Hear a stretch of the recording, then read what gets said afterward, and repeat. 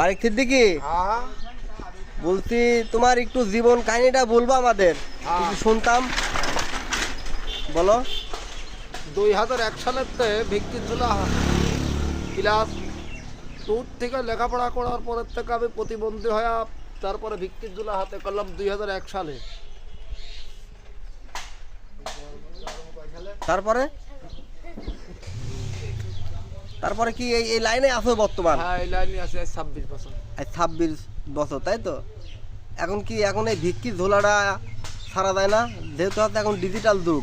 না এই পরিবর্তন করা যায় না। এখন ডিজিটাল করো তুমি, যেহেতু হচ্ছে এই 26 বছর ধরে হচ্ছে ভিক্ষি ঝোলা নিয়ে ঘুরছো দাঁড়ে দাঁড়ে লোকে, তাই না? হ্যাঁ এখন হচ্ছে তুমি একটু সব তো আপডেট হচ্ছে, ডিজিটাল হচ্ছে, তুমিও না, একটু আমার ডিজিটাল ফর্মুলা এটা ব্যবস্থা করো। আমার ডিজিটাল আর হবে না, তোমার ডিজিটাল আর হবে না? এই পর্যন্ত কি থাক। এই পর্যন্ত কি তুমি মানে এইভাবেই চাচ্ছ চলতে করতে, তাই তো? সামনে যে কয়টা দিন আছে এইভাবেই চলবে। এইভাবেই চলবে, হ্যাঁ? হ্যাঁ ঠিক আছে, ধন্যবাদ তোমাকে।